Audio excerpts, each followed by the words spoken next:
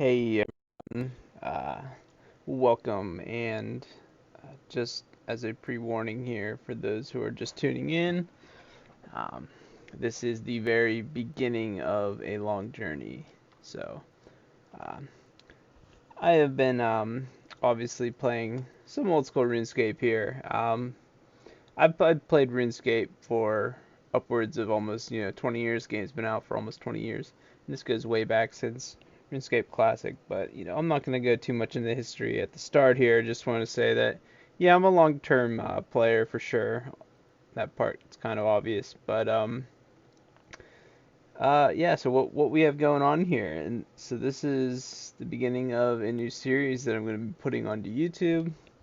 Um, might stream it at some point on Twitch. We'll see. I have tried streaming a lot of, the whole multi-logging, alting, and it can be very difficult to do that, keep up with that, but we'll see how that goes. Anyway, this is a four-man group hardcore iron team.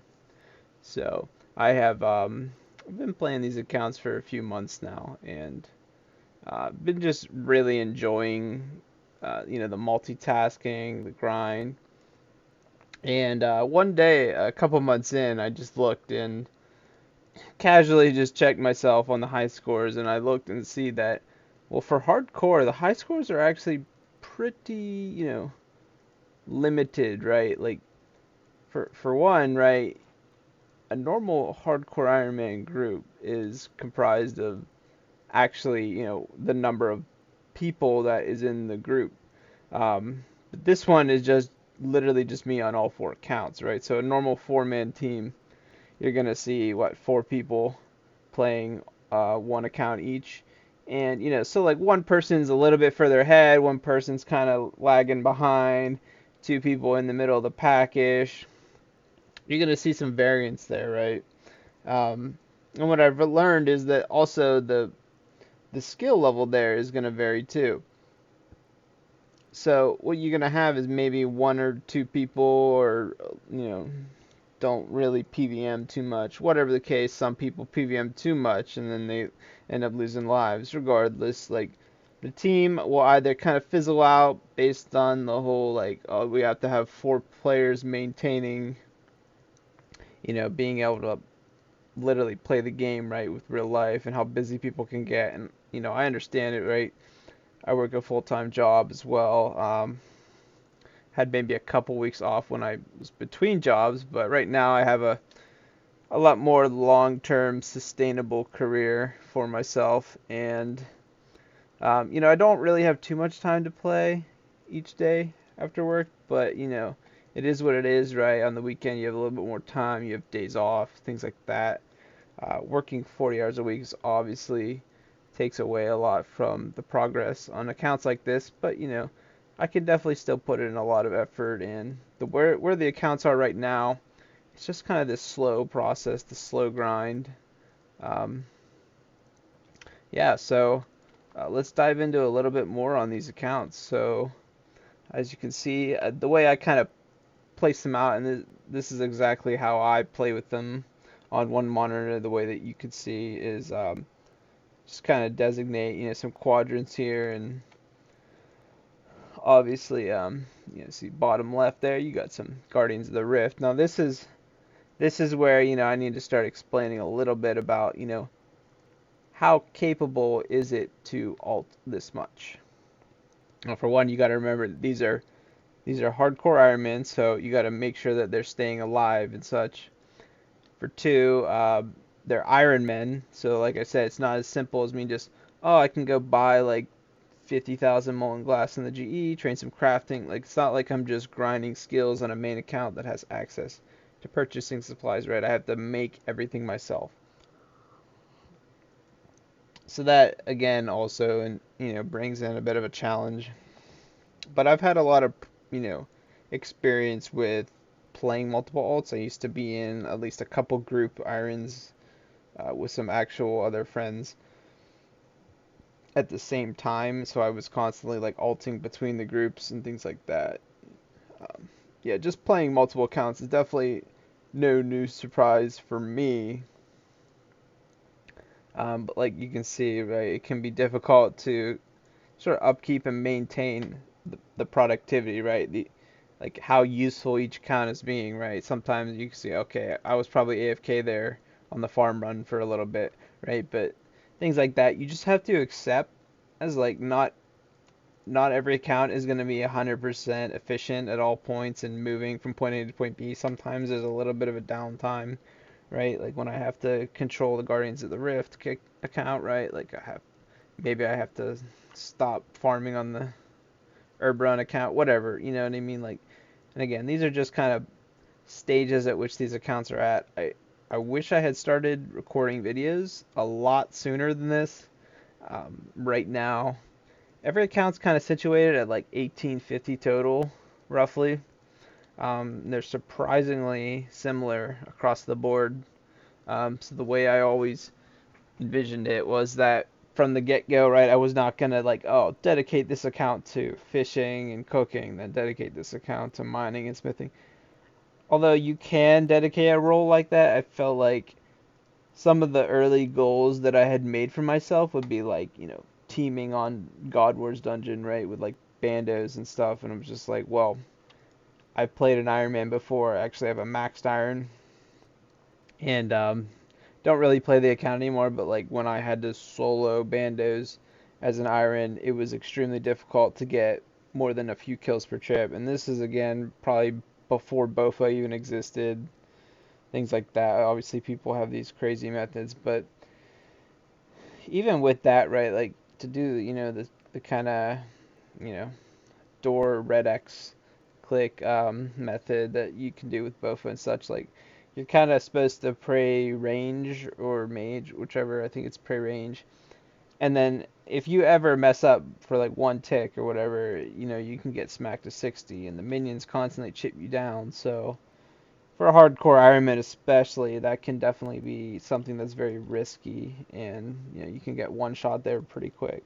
You know, kudos to any Iron that can actually just fully do that method, right? Like on a hardcore, I mean, like if you're just playing a hardcore and you're able to do that, sure. But for me, I would much rather just four-man team on the boss, right? With these types of accounts.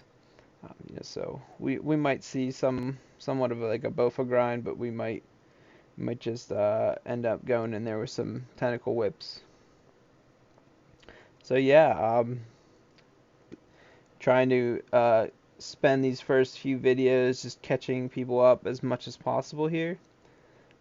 Again, a lot has happened, and I'm gonna kind of go over from the account creation until now over the next few videos here.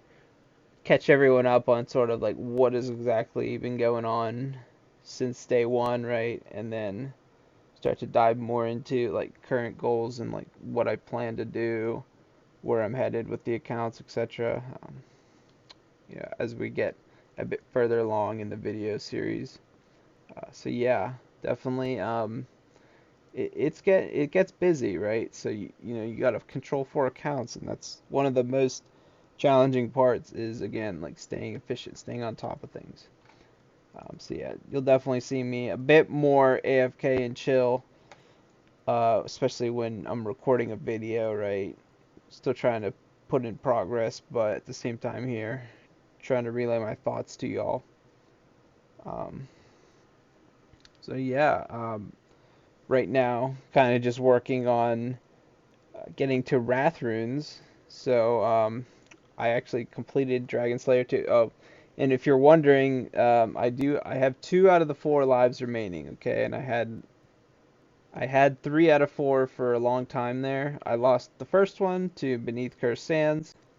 Um, I actually, it's a funny story. I thought that I could actually raid with people outside of my group. I thought that hardcore, much like Group Iron, because I had played a Group Iron, and my team and I decided we were just gonna lose our prestige so we could raid with friends outside of the group, which is totally fine, right? I think you just get knocked off the. Well, you actually don't get knocked off the high scores. You just lose your little like star on the high scores, which is totally bizarre that you're even still considered on the same high scores. But regardless, yeah, we decided to just forego the prestige and we joined raids with other people, and and that was fun. So I was like, oh well, I'll just raid on one account, kind of idle the other three, and I can do like teams of a Masket and Chambers and Tob with all my friends and stuff. Turns out, hardcore was kind of linked with a locked-in prestige mode, and for some reason I just didn't know that that was a thing. I thought you could still break prestige. But yeah, they definitely locked that in, and when I actually got to Teams of a Masket, I did Beneath Cursed Sands on all four counts, and I died on one of them. It was about the second or third one rolling through. For some reason, I just decided to run through the boss, the one that has the little like shadow barrage expanding, and man, that just hit me like a 60 like 18 combo or something. It was like 50 damage and then a 20 comboed for like 70 some damage. And again, I was only like 81 HP or so at the time. I didn't have anglers. I didn't have any above max health boosting food like brews or anglers. So again, I tried to rush the quest at a lower combat because I thought I could just then start doing Tombs of a Masket with a friend. So that was worth it at the time to risk. But definitely should have waited till I was higher HP and maybe just looked up a little bit more on the boss mechanics there. But regardless, that was how the first life went. Second life actually was very recent. I got kind of complacent with Dragon Slayer 2, and I just, like it was Galvek's first phase, and I tried to move when he threw the bomb initially, or so he lays out the little mines, but then when he threw the aerial, downfall fireball, uh, man, it just seemed like it went really really fast. Like the projectile just moved really quickly, and I literally died running away. So my character actually did move 2 tiles, but the splat hit me as I moved 2 tiles. And I think there was a bit of ping there. Again, like I done it on a world that had good ping for me. I just did it on a random world I was currently logged into. I didn't. Again, just rookie mistakes. So yeah, yeah, like maybe just doing using one of my normal worlds that I typically would use for better ping.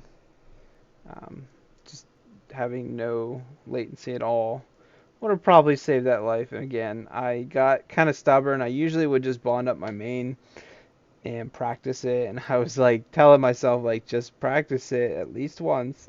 It's gonna be worth it. Like I'm gonna hash out any type of like lag or mistakes on that one run. But I woke up that morning and I was like I had the quest done up until Galvek. So I went to sleep one night. It was like a weekend, and then I was just like so ready. I was so pumped. I'm like I'm gonna smash this easily because it's not even gonna be dangerous for me. Like all you gotta do is I had all the other three logged out. Like just focusing on one account. I'm just gonna give it my all. I'm definitely just gonna go in. I know the mechanics and get this without losing a life. And literally the first bomb he threw out because he sets up those like spiky mines, right? So you can't move sideways at all. I've seen, I think, what was it, V the Victim, uh, a long time ago. He used to run a hardcore Iron Man series that he named like the Vampire Hardcore Iron Man, because he would only go outside of like Mortania and indoors like dungeons um, during the nighttime or something like the nighttime IRL, which is kind of wild. That was actually a fun series. But he made a fatal misclick trying to click back on Galvek, and his character pathed diagonally into one of the bombs, and it just one-shot him. So I was actually more afraid of the bombs, of making any type of misclick that pathed me into them. So I was super strict with staying in that middle, very middle line of tiles, immediately away from Galvek. And so I was stubborn, and I only wanted to move 2 tiles away from him, and then 2 tiles back to dodge. To dodge the bomb. So I was running 2 tiles forward, which would be basically right up next to him, and then 2 tiles away to run when he threw the bomb. But yeah, again, just a rookie mistake there. Again, I should have just practiced on the main. I would have avoided that one easily. But we got the quest done. I was like, nah, that's not gonna happen again. I went right back, smashed the quest, easy completion. Did trade a life for it, but I do have Dragon Slayer 2 completed on the group hardcore, which is insane to accomplish realistically. And the way that group Iron works is I'm just going to be able to craft Wrath runes on one account. So the account that completed the quest will be able to will be able to just craft Wrath runes for the entire group. That's why you can see I'm doing Guardians of the Rift here, knocking out some Slayer. This is probably the highest Slayer account, the one that's currently doing Kraken, although they're all roughly like 87 to 90. I am at 91 there, you can see, and I definitely am trying to approach that 93 area where I can go get some occults for the team, so that these Kraken boss tasks are a lot cleaner.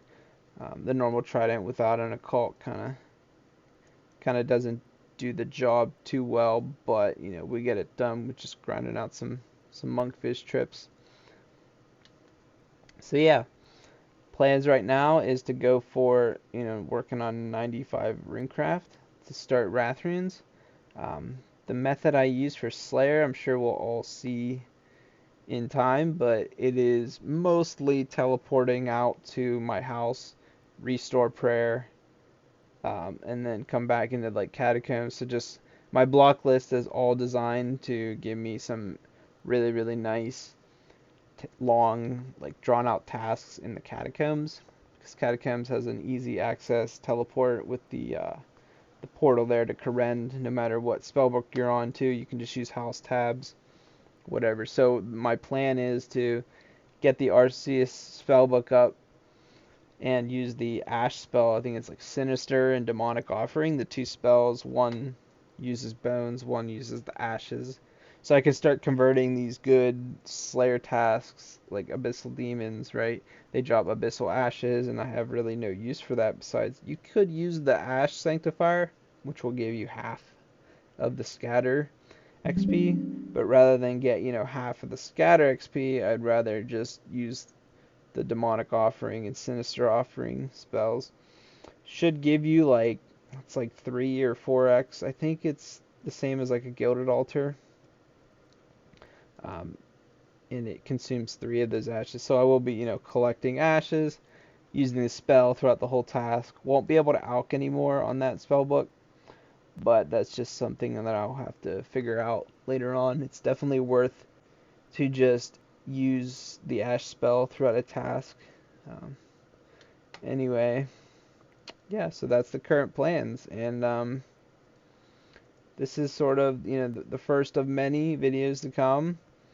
I will definitely be uploading a lot more frequently here at the very beginning, just to kind of catch everyone up. I want to catch everybody up with the details of what exactly have I done since day one again, because it's very difficult to manage this many alts, right? And I think one of the biggest achievements of the account was being able to sort of guide them to this point, or and further on, right? Like for example, everyone starts out with Winter Todd. Well, if you've ever done Winter Todd, right, every like 2 logs you fletch, boom, it's gonna knock you off the action with when the Winter Todd does damage to you. Every time you're putting logs in the brazier, right, it's gonna hit you for damage. The snow is going to fall on the brazier, it's going to break, it's going to hit you even harder. There's a lot of reasons why, if you're playing all 4 accounts at once, you're going to have a really rough time if they're all trying to do Winter Todd. But I actually did start out with sort of a Winter Todd grind at the beginning. I think I used some wines to get 5k from the stronghold there, went and bought a steel axe for everybody. I use that term a lot, right? I'll say like for everybody. That just means that kind of one account sort of funded like all the others as well as itself. Um, because again, I'm in a group iron, so I can trade between these accounts. Um, Nothing I obtain, or I cannot obtain anything, outside of my accounts, like the Grand Exchange, etc. You can't utilize alts like you normally would on a main account, but I do trade often, and I utilize my group storage very frequently. It's a very, very useful tool to aiding the accounts. So yeah, like I said, the winter tog grind at the start, pretty standard, right? The goal was to make enough GP to get to barbarian fishing. Some of you are probably familiar with this route. It really solidifies you in like the strength and the agility department there. And again, from my perspective, I'm looking for things that are very doable on 4 accounts, right? A lot of people try to, three tick fish, whatever. Three tick fishing as opposed to the normal fishing, which takes 5 ticks, right? It's about 60% of the time spent. So you're getting a fish every 3 ticks, technically, instead of every 5 ticks. Well, I can't exactly do that, right? Because I need to be able to control 4 accounts. I could maybe do it on one. Well, yeah, but even that's not going to happen, right?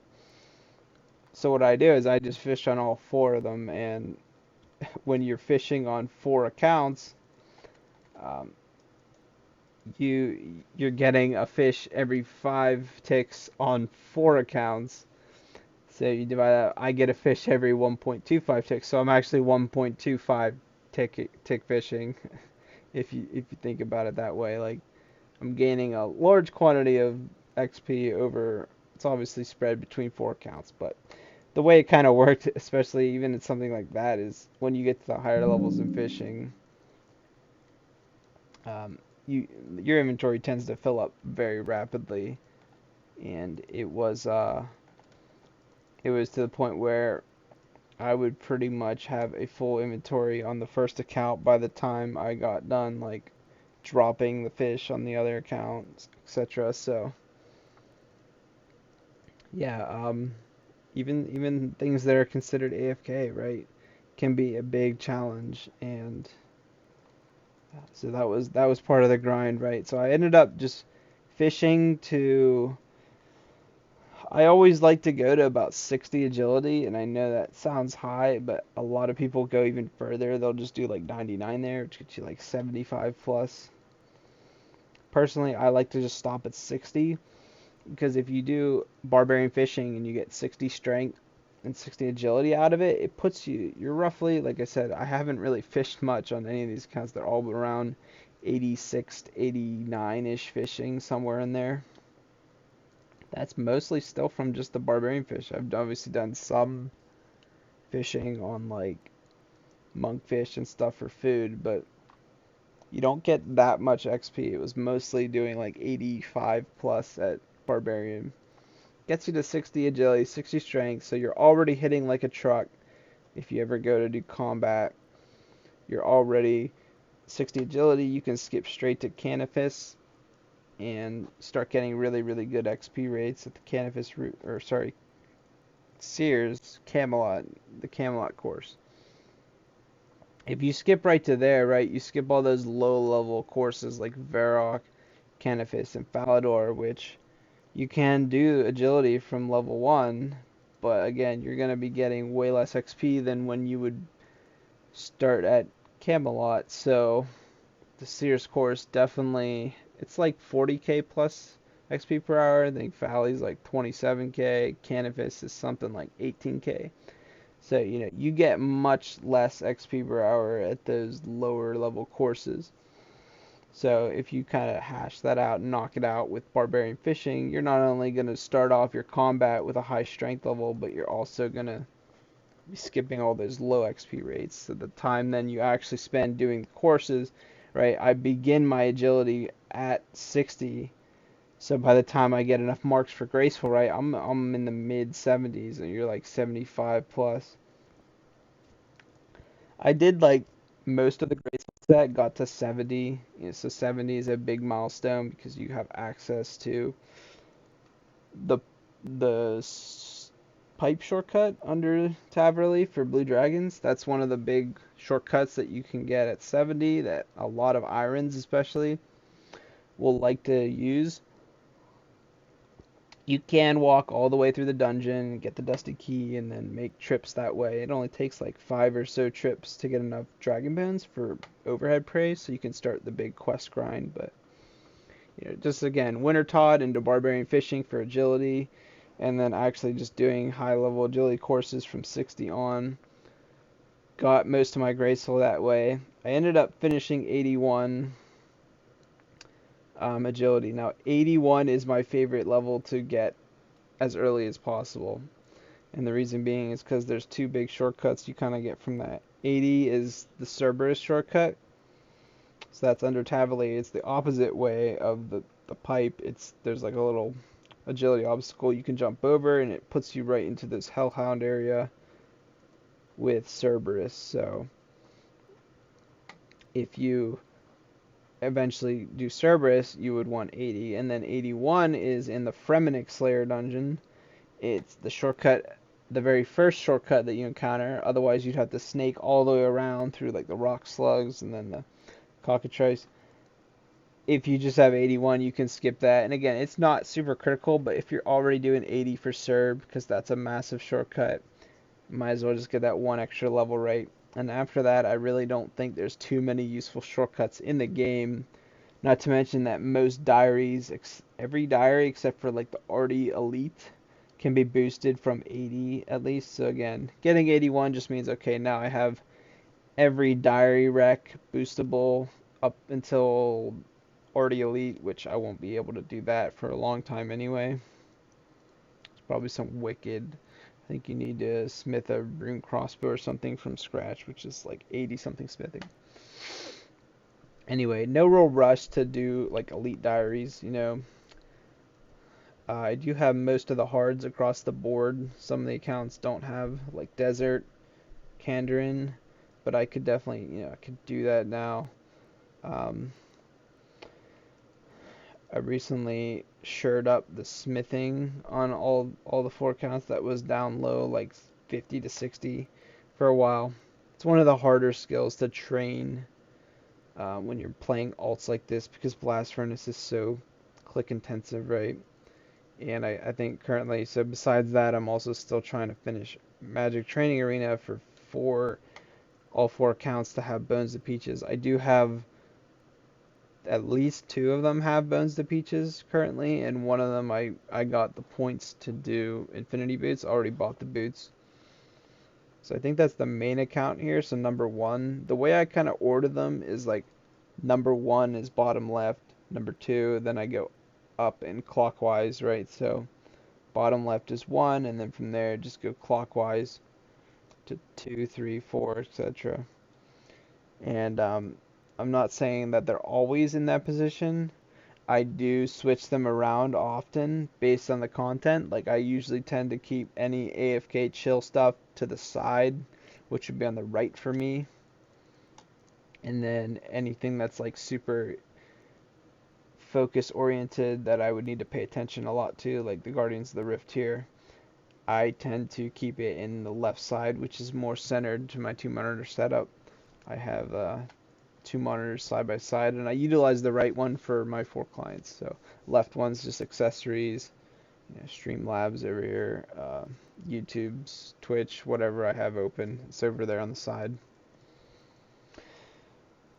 So yeah, definitely working at multiple goals at once still, and we are approaching, some big milestones. So again, kind of, trying to wrap up this first video here, just giving you some details of how I kind of started off the accounts, things I went for early on, right? Like, I think agility is one of the most important things to do early on because it just gives you that passive run regen, gives you access to shortcuts, graceful, all that good stuff.